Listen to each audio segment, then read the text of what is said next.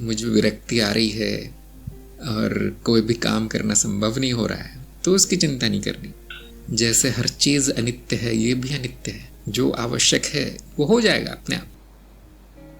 क्या हो रहा होगा कि जो अनावश्यक कर्मों में जो जीव लिप्त था पहले, जो अंधकार में करता जा रहा था अंधाधुंध, वो अब कम हो रहा होगा। तो उससे ऐसा लगता है कभी कभी कि मैं किसी काम का नहीं रहा, लेकिन घबराने की बात नहीं, वो तो जाना ही है। लेकिन जो आवश्यक है वो होता रहेगा। जो आवश्यक है उसी को संपूर्ण साक्षी भाव में करते रहिए, तो कोई समस्या नहीं है। अगर वो विरक्ति के भाव में भी हो रहा है तो भी कोई बड़ी समस्या नहीं। समस्या क्या है? उससे जुड़ जाना, उससे चिपक जाना कि वो क्यों नहीं हो रहा जो पहले होता था। वो नहीं होगा, वो तो छूटेगा, तो उसे जाने देना।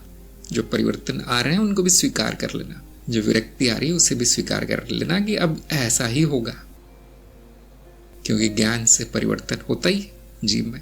कभी कभी जल्दी हो जाता है तो वो छोड़ना नहीं चाहता पुराना, और इस तरह की चिंता पैदा करता है कि वो क्यों नहीं हो रहा। लेकिन नई स्थिति में स्थित हो जाना, पुराने को भूल जाना। नहीं हो रहा है तो नहीं हो रहा, जो आवश्यक है वो होकर ही रहेगा।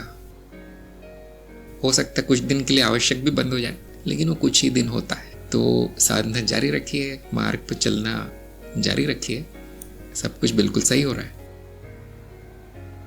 मन तो यही कहेगा कि ये सब छूट जाए तो अच्छा है, और एक दिन तो ये छूट ही जाएगा। मृत्यु तो निश्चित है और मुक्ति भी निश्चित है, तो हमेशा तो रहेगा नहीं। लेकिन जब तक जरूरी है तब तक वो होना चाहिए। बुद्धि ये कहती है कि अभी ये जरूरी है, ये करना है, चाहे वो कि कोई भी अवस्था हो। और फिर से यहाँ पर जो अवरोध आप पैदा कर रहे हैं कि ये नहीं करना है मुझे, वो हटाकर स्वीकार भाव में आना है कि ये भी जरूरी है। मेरा अध्यात्म तो कहीं जाएगा नहीं, 2 पैसे कमा लूंगा तो ऐसा तो नहीं कि मेरा ज्ञान अज्ञान में बदल जाएगा, ऐसा कुछ नहीं होगा। तो जो आवश्यक है वो करना ही बुद्धिमानी कार्य है। और ये सोचकर बैठ जाना कि नहीं, मुझे आज ही वो स्थिति चाहिए जो कि जीव की मुक्ति के बाद आएगी, वो बुद्धिमानी नहीं है। वो जब आएगी तब आएगी, मैं अभी मुक्त हूँ, ये बात ध्यान में रखते हुए जो आवश्यक है वो करते रहना है। तो कुछ ही दिनों का है, जिस दिन पैसे खत्म हो जाएंगे, भूख लगेगी, तो ये शरीर उठ के अपने आप नौकरी करेगा, वो आवश्यक है। हाँ, उसकी किसी को चिंता नहीं होती। आज तक कोई ज्ञानी मरा नहीं है भूख से, सब काम करती, आप भी करेंगे। ये चिंता समस्या है और कोई समस्या नहीं, बाकी सब ठीक हो रहा है। आवश्यक का यही अर्थ है कि उसको टाला नहीं जा सकता, बार बार बार बार वो इच्छा उठेगी। और अनावश्यक का ये अर्थ है कि वो ना हो तो भी चल जाता है। तो यही देखा जाएगा कि 100 इच्छाएं उठती है, उसमें से 90 तो ऐसे ही कहीं विलीन हो जाती है। उनमें न कर्म करने का मन होता है, न कुछ होता है, करो तो विफल भी होता है। लेकिन जो आवश्यक है वो बार बार आती है, उस पर कर्म होकर ही रहता है। और इसमें मन अवरोध पैदा करता है कि वो जो 90 है चली गई, वो क्यों नहीं कर रहा मैं अब, और ये 10 क्यों करना पड़ रहा है मुझे। तो यही समस्या है। समस्या यहाँ पर है कि जो हो रहा है उसे स्वीकार न करना, यही समस्या है। बाकी जो हो रहा है बिल्कुल ठीक हो रहा है, जो आवश्यक है वो होकर ही रहेगा। जैसे कि मैंने कहा, अब क्या अगला जन्म भी होगा? अगर वो अनावश्यक है तो नहीं होगा। अनावश्यक की परिभाषा ध्यान रखिए, इच्छा नहीं है तो नहीं होगा। जन्म का कारण इच्छा है तो वो नहीं होगा। फिर खासतौर से जो इच्छाएं जो मनुष्य रूप में पूरी की जा सकती हैं, अगर उनका अभाव है तो नहीं होगा। कोई और रूप होगा जिसमें कि जो बची हुई इच्छाएं वो पूरी की जा सके।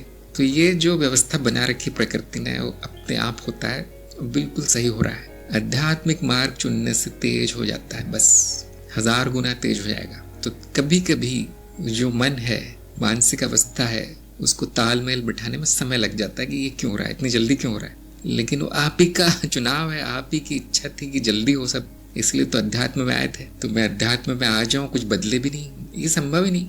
जो लोग सोचते हैं कि और अच्छा हो जाएगा जीवन, और अच्छा हो जाएगा संसार, वैसा नहीं होता। जो जरूरी है वो होता है। बहुत से लोग आते हैं अध्यात्म में, कहते हैं कि मैं एकदम निकम्मा हो गया यहाँ आके।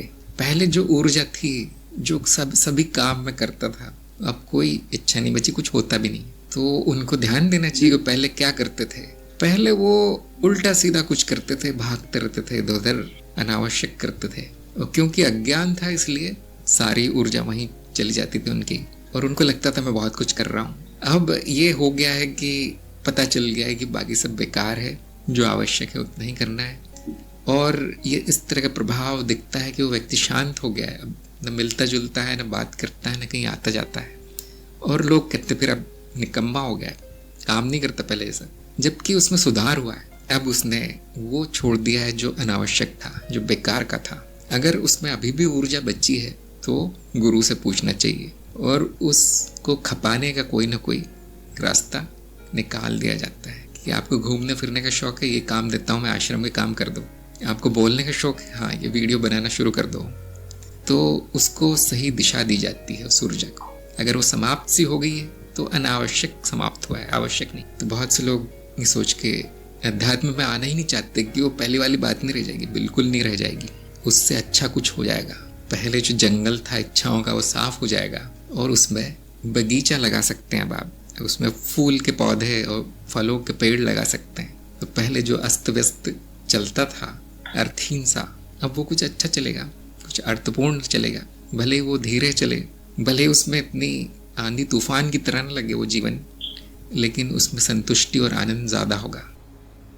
और यदि ये इच्छा आ रही कि मुझे भी वैसा करना है जैसे दूसरा कोई कर रहा है, तो उसको छोड़ दीजिए। आपको ठीक वो करना है जो आपके लिए उपयोगी है।